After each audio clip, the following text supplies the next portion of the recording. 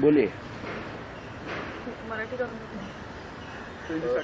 तर पंतप्रधानांच्या नेतृत्वाखाली उच्चस्तरीय समितीने सेवानिवृत्त IAS अधिकाऱ्यांना मुख्य निवडणूक आयुक्त राजीव कुमार देखील आहेत त्यांच्यासोबत त्यांनी निवडणूक आयुक्तपदी 2 IAS अधिकाऱ्यांची सेवानिवृत्त निवड केली आहे. त्याच्यामध्ये एक आहेत ज्ञानेश कुमार आणि दुसरे आहेत सुखबीर सिंग सिद्धू म्हणून. मग पुढे काय निवड केली आहे त्यांची. निवड केलं तर मी काय करू? चुनाव आहे, अपने अपने लोग बिठाएंगे.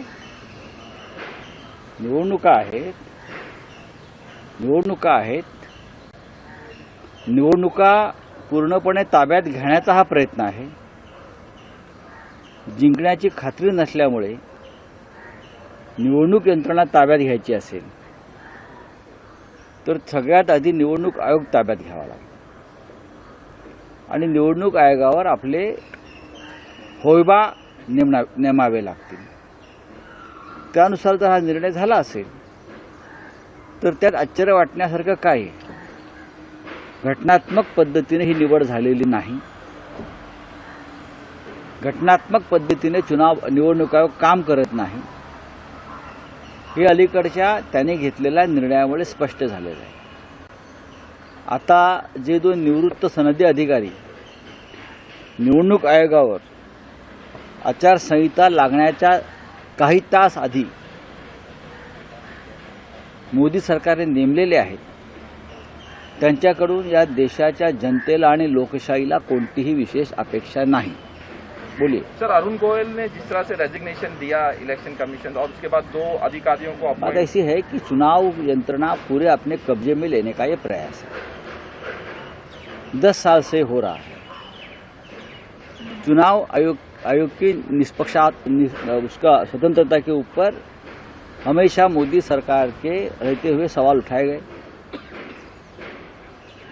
अगर भारतीय जनता पार्टी को चुनाव कब्जे में लेना है, जितना नहीं है कब्जे में लेना, तो सबसे पहले चुनाव आयोग कब्जे में लेना होगा.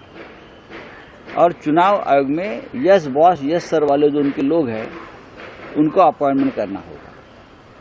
चुनाव आयोग 10 साल से कानून संविधान के आधार पर नहीं चल रहा है, एक आदेश से चल रहा है.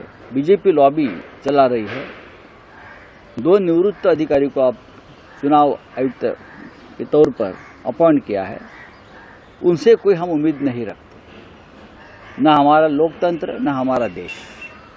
सर मुंबई गुजरात लॉबिंग करण्याची काफी पॉलिटिक्स हो रहा है. अभी बीजेपी के पास 60,000 करोड़ का फंड है इलेक्टोरल बॉन्ड्स का, और एक कंपनी है future gaming and hotel solutions, उन्होंने परचेज किए हैं 13,000 करोड़ से भी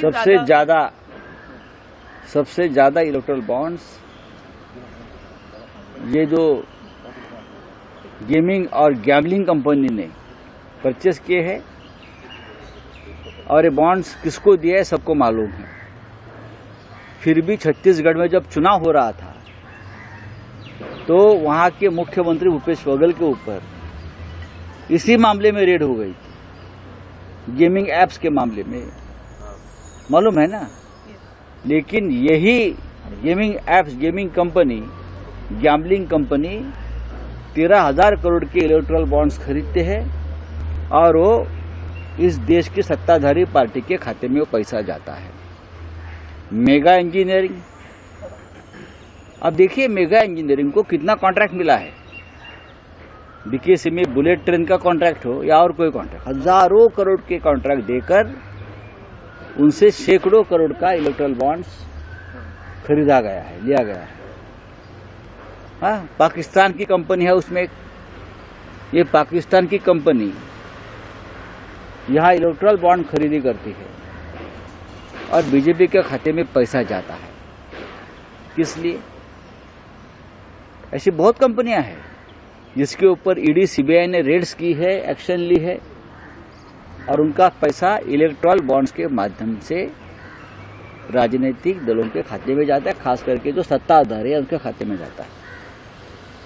तो प्रधानमंत्री जी का जो न खाऊंगा न खाने दूंगा का जो नारा है वो कहाँ जाता है? एक उद्योगपति प्रधानमंत्री से मिलता है, दूसरे दिन इलेक्टोरल बॉन्ड्स खरीदकर भारतीय जनता पार्टी के खाते में पैसा जाता है।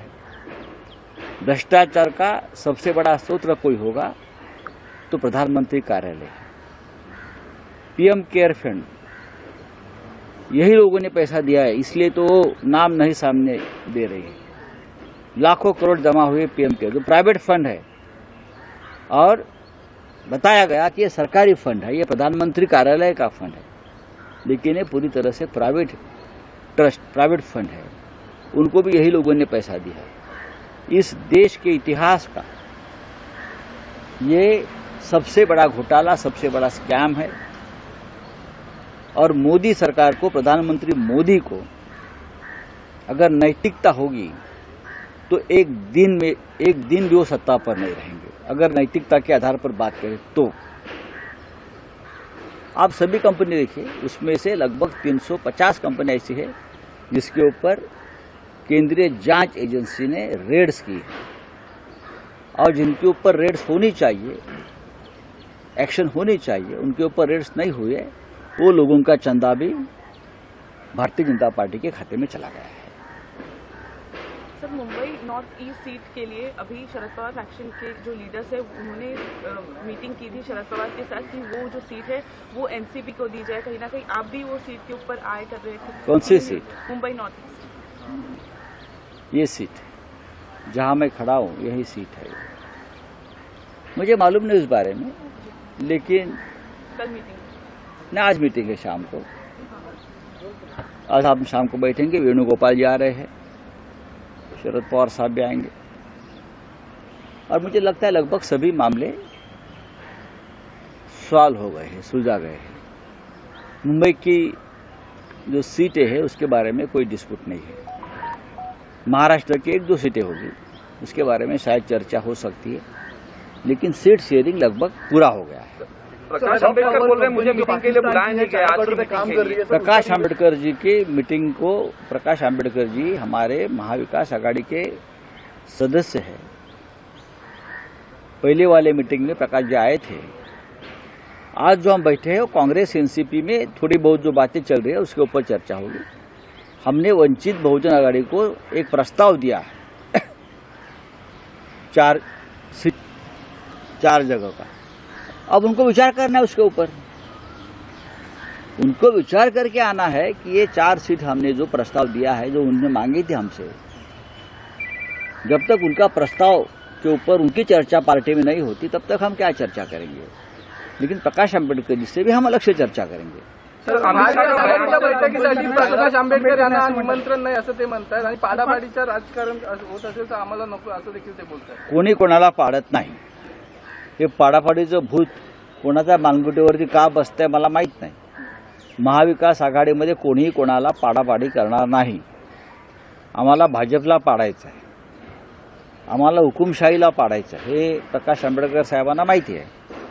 आजची बैठक महाविकास आघाडी म्हणून होत नाही, किंवा काँग्रेस आणि राष्ट्रवादीमध्ये एखाद दुसऱ्या जागेवरून काही चर्चा होते, किंवा शिवसेना आणि काँग्रेसमध्ये एखाद दुसऱ्या जागेवरून काही चर्चा बाकी आहे, त्या होत आहेत, आणि त्या एकत्र होत नसून स्वतंत्रपणे होत आहेत। उद्या जर आम्हाला असं वाटलं की प्रकाश आंबेडकर आणि आमच्यात काही चर्चा करणं गरजेचं आहे, तर आम्ही व्यक्तिगतरित्या स्वतंत्रपणे करू। वंचित बहुजन आघाडीला आम्ही 4 जागांचा प्रस्ताव त्यांच्या समोर ठेवलेला आहे, आणि त्या 4 जागा त्यांनी जी आम्हाला यादी दिली होती 27 जागांची, त्यातल्या 4 जागा आहेत, आणि त्या 4 जागांवरती आता वंचित बहुजन आघाडीच्या नेत्यांनी निर्णय घ्यायचा आहे, आणि त्यांनी आम्हाला कळवायचं आहे की या 4 जागा संदर्भात त्यांची भूमिका काय आहे। याच्यामध्ये बोलवण्याचा न बोलवण्याचा मान सन्मानाचा प्रश्नच येत नाही। आम्ही कोणाला एकमेकांना निमंत्रण देऊन बोलवत नाही। महाविकास आघाडी हे कुटुंब आहे, प्रत्येकाने कधी येऊन त्या बैठकीत किंवा आमच्या चर्चेत सामील होऊ शकता। समाज माध्यमातून, ट्विटरवरून, फेसबुकवरून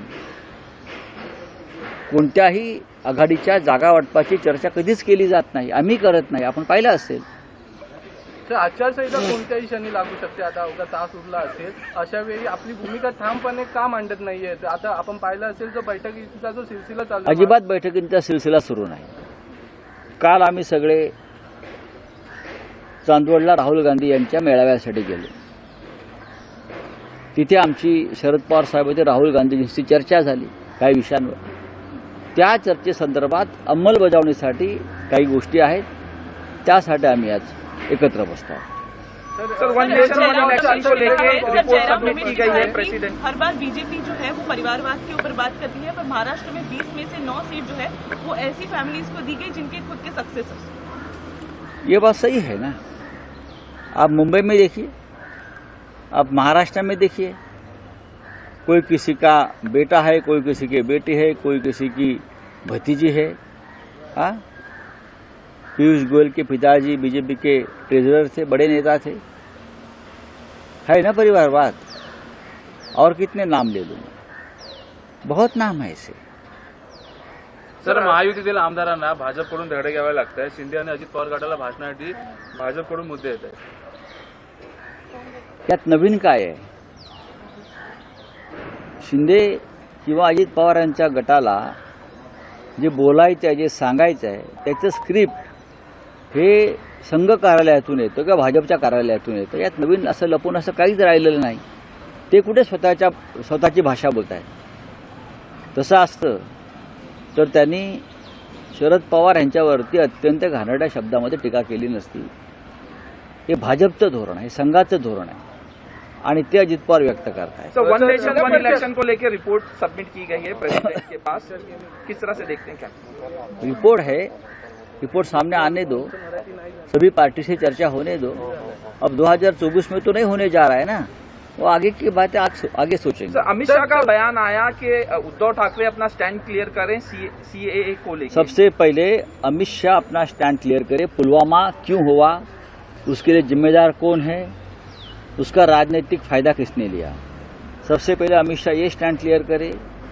कश्मीरी पंडितों की घर वापसी कब होगी.